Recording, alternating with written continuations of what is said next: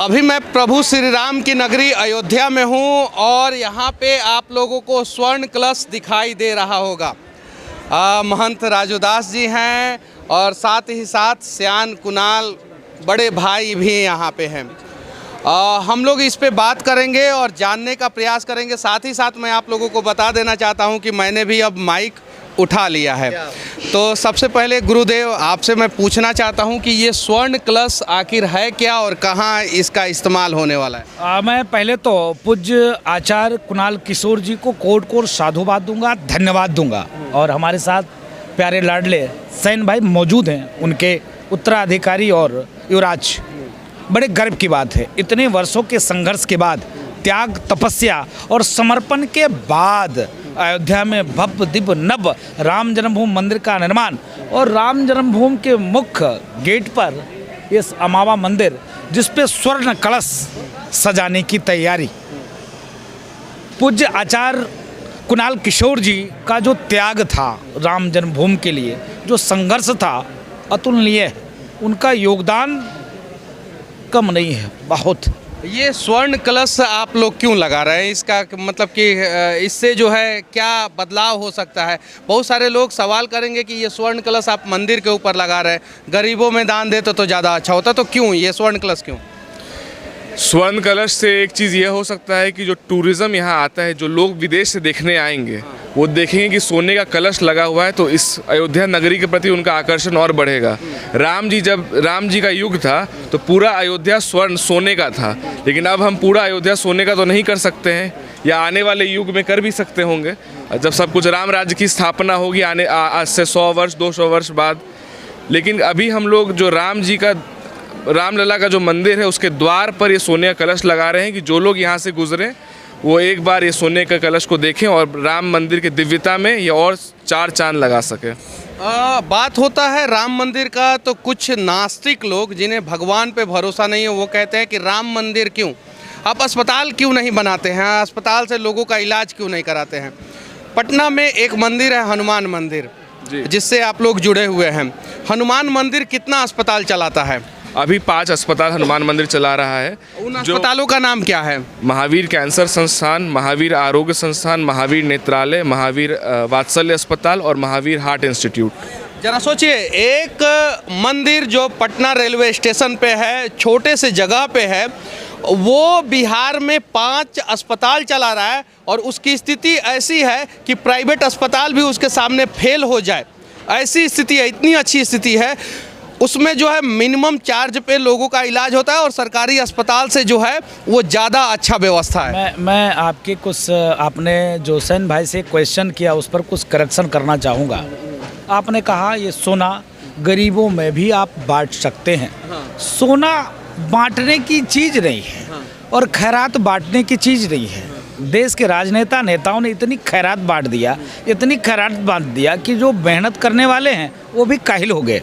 इनका देखिए, इस मंदिर के द्वारा अयोध्या जैसे नगरी में रोज 5000 से ऊपर लोगों को भोजन कराना। हाँ, यहीं पे थोड़ा सा मैं दिखा देना चाहता हूँ। आपने बहुत अच्छा पॉइंट छेड़ दिया। अभी देखिए, यहाँ पे लोगों को फ्री में भोजन कराया जाता है। जो लोग कह रहे हैं ना कि क्या होता है मंदिर से कैसे विकास किया जाता है, देखिए 5000 लोगों को फ्री में भोजन कराया जाता है यहाँ पे। उन नेताओं से कहना चाहता हूँ कि आप अपने घर पे सिर्फ और सिर्फ 50 लोगों को फ्री में भोजन करा के देखिए। नहीं, वो भी देखिए, वो कराते तो हैं, ऐसे कम्बल लेके जाते हैं, फोटो खिंचाते हैं, फिर वही कम्बल दूसरे को पकड़ाते हैं, फिर फोटो खिंचाते हैं। वो 5 किलो अनाज लेते हैं, 5 लोग पकड़ते हैं, भैया फोटो खींचना, तुरंत ट्विटर, इंस्टाग्राम और फेसबुक पे लगाते हैं, मैंने इस गरीबों को दिया। मैं पूज्य आचार्य कुणाल किशोर जी को साधुवाद देता हूँ। आज तक तमाम यूट्यूबर, तमाम चैनल सबको मना किया, अरे भैया ये तो भगवान की व्यवस्था है, ठाकुर जी कहाँ से ला रहे हैं, कैसे ला रहे हैं, हम तो एक सेवक का भांति कार्य और काम कर रहे हैं। मैं बताना चाहूँगा आपके चैनल के माध्यम से, सैन भाई मौजूद हैं, आपने सैन भाई से पूछा कि वो ये मंदिर, जो मंदिर शुरू से, अनाज से, आदि से चिकित्सा शिक्षा गरीबों के कल्याण के लिए काम करती चली आ रही है। संस्कार के साथ साथ चिकित्सा और शिक्षा और भोजन व्यवस्था मंदिर शुरू से देते आ रहा है। लोग कहते हैं मंदिर जाने क्या फ़ायदा, मंदिर अभी आपके जो है चारा मैं निवेदन ये राजनीतिक विषय नहीं है, फिर भी मैं कहना चाहता हूँ करेक्शन करना चाहिए लोगों को अपने भाव में।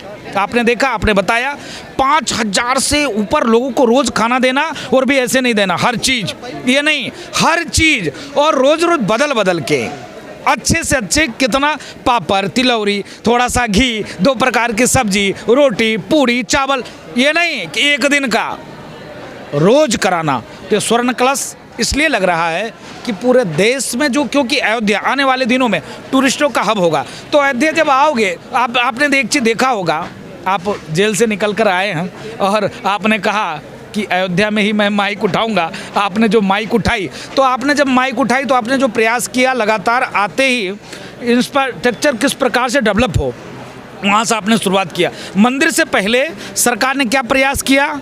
रोडें, सड़कें, नालियाँ, रेलवे स्टेशन, बस अड्डा, एयरपोर्ट, देश और दुनिया से कैसे लोग अयोध्या आवे, अयोध्या से जुड़े। तो इसलिए आपने सेन भाई से जब पूछा कि सेन भाई ने कहा कि एक समय हुआ करता था पूरा अयोध्या स्वर्ण में थी। आप देखो, जब जनकपुरी से जब भगवान को मुंह दिखाई में मिला था तो यहाँ मणि पर्वत है, अभी भी कुछ न कुछ असर भी लोगों को मिल जाता है। मणि मतलब उसका नाम है मणि पर्वत हो गया।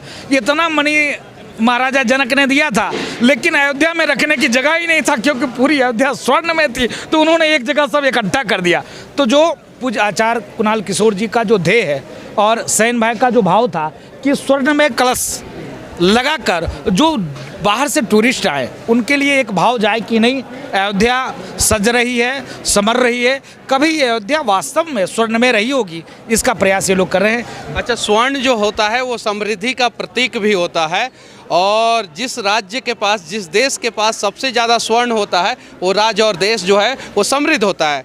भारत में साउथ के मंदिरों के पास सबसे ज़्यादा स्वर्ण है, वहाँ का राज्य जो है वो समृद्ध है। दुनिया में जो है अमेरिका के पास स्वर्ण का सबसे ज़्यादा भंडार है, वो ज़्यादा समृद्ध है। और ऐसा नहीं है कि सिर्फ मंदिरों में ही स्वर्ण का इस्तेमाल होता है, बहुत सारे मस्जिद में भी और ये चर्च में भी स्वर्ण का इस्तेमाल हुआ है। एक और सवाल मैं आपसे पूछना चाहता हूँ कि पटना का हनुमान मंदिर राम मंदिर निर्माण में कितना का सहयोग किया है? 10 करोड़ की घोषणा पिताजी ने की थी, जिस दिन फैसला आया था उसी दिन 10 करोड़ की घोषणा की थी। 8 करोड़ अभी तक दिया जा चुका है, और पिताजी इस बार जब आएंगे तो सोने का धनुष बाण और बचा हुआ 2 करोड़ रुपया राम जन्मभूमि तीर्थ क्षेत्र को सौंपेंगे। 10 करोड़ रुपया जो है वो पटना हनुमान मंदिर के द्वारा दिया गया है।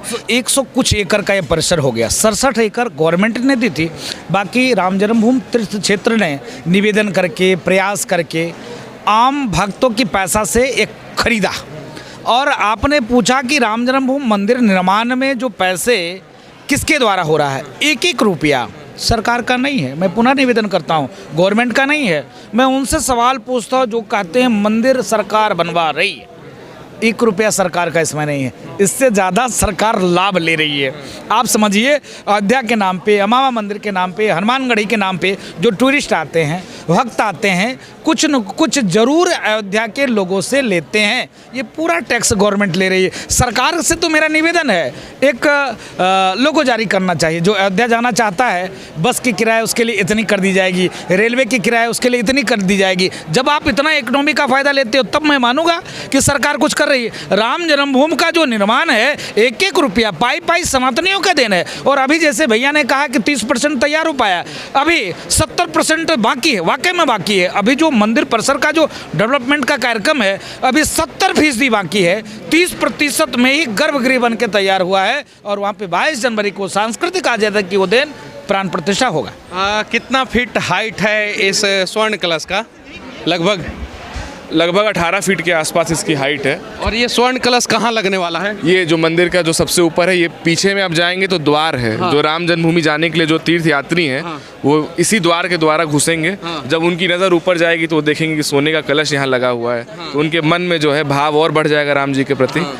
और जो जिस भाव से वो दर्शन करने आ रहे हैं उनकी मनोकामना ज़रूर पूर्ण होगी। अच्छा, जो लोग राम के अस्तित्व पे सवाल करते हैं, खड़े करते हैं, प्रश्न चिन्ह खड़े करते हैं, उनको क्या संदेश देना चाहते हैं आप?